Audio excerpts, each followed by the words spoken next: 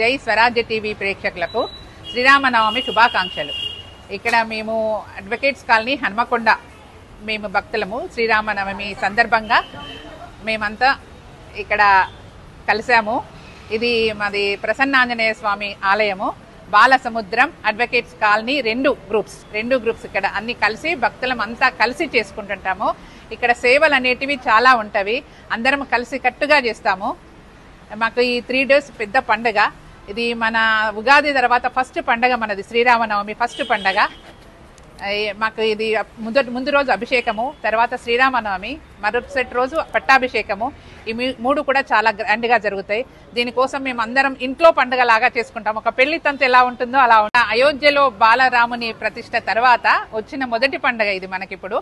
అందుకని అందరూ చాలా మంది అధిక సంఖ్యలో పాల్గొనడానికి ఉత్సాహంగా ఉన్నారు. ఎప్పుడెప్పుడు శ్రీరామనవమి వస్తుందా అని వెయిట్ చేస్తూ ఉన్నారు.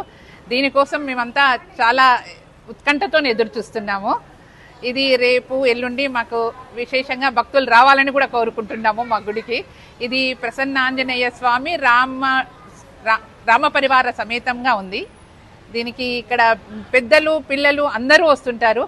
మేమంతా చాలా కలిసికట్టుగా చేసుకుంటాము ఈ పండుగను. మా స్వామి అయ్యగారు మాకు చాలా అన్ని చెప్తూ చేయించుకుంటుంటారు.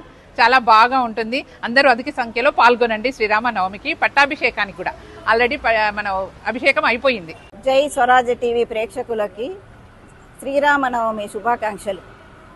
శ్రీరామ రామ రామేతి రమే రామి మనోరమే సహస్రనామ తత్తుల్యం రామనామ వరాననే. రామనామం వైభవం గురించి పరమేశ్వరుడు పురాణాల్లో తెలియజేశాడనేది మన ప్రాముఖ్యత.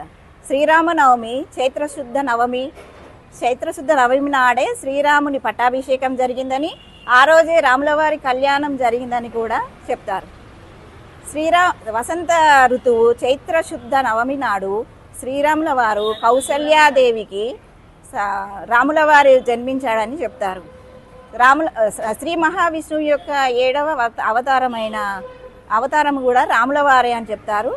రాములవారు కౌసల్యాదేవికి చైత్రశుద్ధ నవమి గురువారం నాడు మధ్యాహ్నం 12 గంటలకు జన్మించాడని, ఆ రోజునే మనం శ్రీరామనవమి పండుగను జరుపుకుంటామని ప్రసిద్ధి.